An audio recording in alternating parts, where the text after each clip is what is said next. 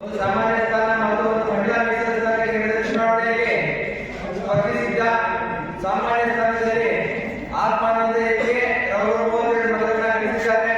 ಶಿವಕುಮಾರಸ್ವಾಮಿಗೆ 368 ಮತಗಳನ್ನು ಗಳಿಸಿದ್ದಾರೆ. S P Guruswamy ಅವರು 64 ಮತಗಳನ್ನು ಗಳಿಸಿದ್ದಾರೆ. ಗೋವಿಂದರಾಜ್ ಜಿಗೆ ಅವರು 497 ಮತಗಳನ್ನು ಗಳಿಸಿದ್ದಾರೆ. ಸ್ವಾಮಿ ಅವರಿಗೆ 61 ಮತಗಳನ್ನು ಗಳಿಸಿದ್ದಾರೆ. ಲೋಕೇಶ್ಗೆ 89 ಮತಗಳನ್ನು ಗಳಿಸಿದ್ದಾರೆ. ಹನುಮಯ್ಯ 3 ಮತಗಳನ್ನು ಗಳಿಸಿದ್ದಾರೆ. ಈ ಪೈಕಿ ಅಧಿಕ ಮತ ಗಳಿಸಿದ ಗೋವಿಂದರಾಜ್ ಜಿಗೆ ಅವರು ಸಾಮಾನ್ಯ ಸ್ಥಾನದಿಂದ ಆಯ್ಕೆಯಾಗಿದ್ದಾರೆ ಎಂದು ಚುನಾವಣಾ ಘೋಷಿಸಿದ್ದೇನೆ. ಅದೇ ರೀತಿ ಮಹಿಳಾ ಮೀಸಲು ಸ್ಪರ್ಧಿಸಿದ್ದ ಕೆಂಪಮ್ಮ ಎನ್ ರವರು 540 ಮತಗಳನ್ನು ಗಳಿಸಿದ್ದಾರೆ.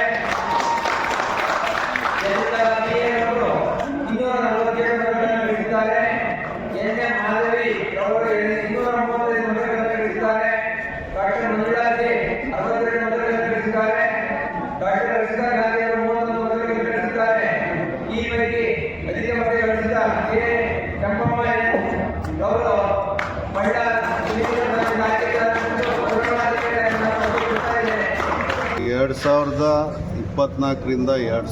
2029 ಅವಧಿಗೆ 5 ವರ್ಷದ ಅವಧಿಯಲ್ಲಿ ಒಬ್ಬ ನಿರ್ದೇಶಕರು ಮರಣ ಹೊಂದಿದ್ದು ಮತ್ತೊಬ್ಬರು ಮಹಿಳೆಯರು ರಾಜೀನಾಮೆ ನೀಡಿದರು.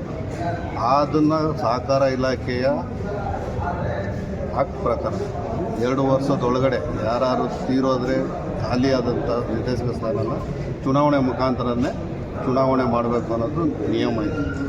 ಆ ಪ್ರಕಾರ ಸಹಕಾರ ಇಲಾಖೆಯಿಂದ ಚುನಾವಣೆ ನಡೆದಿದೆ. ಈ ಚುನಾವಣೆಯಲ್ಲಿ ನಮ್ಮ ಅಭಿವೃದ್ಧಿ ತಂಡದಿಂದ ಶ್ರೀಯುತ ಗೋವಿಂದರಾಜು ಮತ್ತು ಕೆಂಪಮ್ಮ ಎನ್ ರವರು ಜಯಗಳಿಸಿದ್ದಾರೆ. ಅವರು ಈ ಬ್ಯಾಂಕಿನ ಅಭಿವೃದ್ಧಿಗಾಗಿ ಮುಂದೆ ಎಲ್ಲ ಸದಸ್ಯರ ಜೊತೆ ಹೊಂದಾಣಿಕೆ ಮಾಡಿಕೊಂಡು ಈ ಬ್ಯಾಂಕಿನ ಬೆಳವಣಿಗೆಗೆ ಸಹಕರಿಸ್ತಾರೆ ಅಂತ ನಾನು ಅವ್ರ ಪರವಾಗಿ ನಿಮ್ಮೆಲ್ಲರಿಗೂ ಈ ಹರ್ಷ ವ್ಯಕ್ತಪಡಿಸ್ತೇನೆ, ಮಾತು ಕೊಡ್ತಾ ಇದ್ದೀನಿ. ಮುಂದೆ ಸರ್ ಬ್ಯಾಂಕಿನ ಬೇರೆ ಬೇರೆ ಥರ ಏನು ಹೊಸ ಆಲೋಚನೆ ಈಗ ಆಲ್ರೆಡಿ ಬ್ಯಾಂಕಿನ ಆಡಳಿತ ಮಂಡಳಿ ನಡ್ಕೊಂಡು ಹೋಗ್ತಾ ಇದೆ, ತುಂಬ ಚೆನ್ನಾಗಿ ನಡೀತಾ ಇದೆ. ಅದೇ ರೀತಿ ನಾವೆಲ್ಲರೂ ಒಗ್ಗೂಡಿ ಇರೋಂಥ 15 ಜನ ಡೈರೆಕ್ಟರ್ಗಳು ಒಗ್ಗೂಡಿ ಬ್ಯಾಂಕಿನ ಏಳಿಗೆಗಾಗಿ ಶ್ರಮಿಸ್ತೇವೆ. ಸಿದ್ದರಾಮಯ್ಯ ಅವರು ಹೇಳಿದಾಗೆ 5 ವರ್ಷದ ಅವಧಿಗೆ ಒಬ್ಬರು ಅಕಾಲಿಕ ಮರಣ, ಇನ್ನೊಬ್ಬರು ರಾಜೀನಾಮೆಯಿಂದ ತೆಗೆದುಕೊಂಡಿದ್ದಂಥ ಕಾನೂನನ್ನು ಕಾನೂನಿನ ಪ್ರಕಾರ ಅಂದರೆ ಸಹಕಾರ ಸಂಘಗಳ ನಿಯಮದ ಪ್ರಕಾರ ಚುನಾವಣೆ ನಡೆಸಬೇಕಾಯಿತು. ಆ ಒಂದು ಅವರ ಆದೇಶದಂತೆ ನಾವು ಈ ಚುನಾವಣೆಯನ್ನು ಸದಸ್ಯರ ಮನೆಗಳಿಗೆ ಹೋಗಿ ಅವರಿಗೆ ಮನವಿಯನ್ನು ಸಲ್ಲಿಸಿ, ಹಿಂದೆ ನಮ್ಮ ಸಿದ್ದರಾಮಯ್ಯರವರು ಅಧ್ಯಕ್ಷರಾಗಿದ್ದಾಗ ಸಾಕಷ್ಟು ಅಭಿವೃದ್ಧಿಯನ್ನು ಮಾಡಿದ್ದಾರೆ. ಹೊಸ ಬ್ರಾಂಚ್ಗೆ ಅವರು ತುಂಬ ಹೋರಾಟ ಮಾಡಿದ್ದಾರೆ. ಬ್ಯಾಂಕು ಅಭಿವೃದ್ಧಿ ಆಗೋದಕ್ಕೆ ಹೆಚ್ಚು ಲಾಭ ಬರೋದಕ್ಕೂ ಕೂಡ ಶ್ರಮಪಟ್ಟಿದ್ದಾರೆ. ಆದ್ದರಿಂದ ಅವರಿಗೆ ನಾವೆಲ್ಲ ಬೆಂಬಲವಾಗಿ ನಿಂತಿದ್ದೀವಿ. ಬ್ಯಾಂಕಿನ ಅಭಿವೃದ್ಧಿಗೋಸ್ಕರ ನಾವೆಲ್ಲರೂ ಸಹಕರಿಸ್ತೀವಿ. ಎಲ್ಲ ಒಗ್ಗಟ್ಟಿನಿಂದ ಈ ಬ್ಯಾಂಕನ್ನು ನಡೆಸೋದಕ್ಕೆ ಪ್ರಯತ್ನ ಪಡ್ತೀವಿ ಅಂತೇಳಿ ನಮ್ಗೆ ತಿಳಿಸ್ತೀವಿ. ನಮ್ಮ ಸಂಘದ ಹಿರಿಯರಾದ ಸಿದ್ದರಾಜ್ ಸರ್ ಅವರ ಸಹಕಾರದಿಂದ ನಾನು ಇವತ್ತು ಭಿನ್ನಾಗಿದ್ದೇನೆ. ಇದಕ್ಕೆಲ್ಲ ನಮ್ಮ ಸಂಘದ ಚೀಫಿಂದ ಡೈರೆಕ್ಟರಿಂದಲೇ ಎಲ್ಲ ಸಾಧ್ಯ ಆಯಿತು.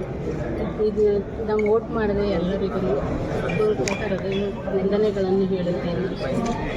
24ರಿಂದ 28ನೇ ಸಾಲಿಗೆ ಒಟ್ಟು 15 ಜನ ಚುನಾಯಿತರಾಗಿದ್ದರು.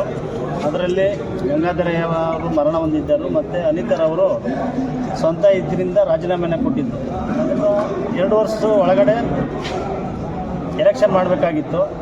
ಆಕ್ಟ್ ಪ್ರಕಾರ ತಡವಾಗಿ ಆದ್ರೂ ಸಹ ಆ್ಯಕ್ಚುಲಿ ಇದು ಅವಶ್ಯಕತೆ ಇರಲಿಲ್ಲ. ಯಾಕೆಂದರೆ ಬ್ಯಾಂಕಿನ ಲಾಭದಲ್ಲಿರ್ತಕ್ಕಂಥ ಹಣಕಾಸಿನಲ್ಲಿ ಖರ್ಚಾಗುವಂಥ, ಯಾಕೆಂದರೆ 10-12 ಲಕ್ಷ ಖರ್ಚಾಗುತ್ತೆ. ಎಲ್ಲ ಜನಪ್ರತಿನಿಧಿಗಳದ್ದೇ ಹಣ ಇರೋದ್ರಿಂದ ಅನ್ನೆಸರಿದು ಖರ್ಚಾಗಿದೆ.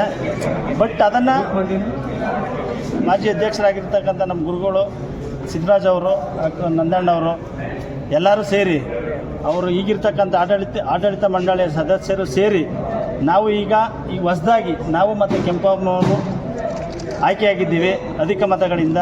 ನಮಸ್ಕಾರಗಳನ್ನು ಅರ್ಪಿಸುತ್ತಾ ಈ ಬ್ಯಾಂಕಿನ ಏಳಿಗೆಗಾಗಿ ಇನ್ನೂ ಉತ್ತುಂಗಕ್ಕೆ ತಗೊಂಡೋಗೋಕ್ಕೆ ಎಲ್ಲರೂ ಅವರ ಅಧ್ಯಕ್ಷತೆಯಲ್ಲಿ ಅವ್ರ ಮಾರ್ಗದರ್ಶನದಲ್ಲಿ ನಾವು ನಡ್ಕೊಂಡು ಹೋಗ್ತೀವಿ. ಮುಂದಿನ ಅವಧಿಗೆ ಆನಂದ್ ಕೌಟಿ ಬ್ಯಾಂಕ್ ಇನ್ನೂ ಹೆಚ್ಚಿನ ಎತ್ತರಕ್ಕೆ ಬೆಳೆಸೋಕ್ಕೆ ಅವ್ರ ಹಿಂದೆಗಡೆ ನಿಂತ್ಕೊಂಡು ಸಹಕಾರ ಮಾಡ್ತೀವಿ ಅಂತ ನಿಮ್ಮ ಮೂಲಕ ಹೇಳೋಕ್ಕೆ ನಾನು ಇಷ್ಟಪಡ್ತೇನೆ.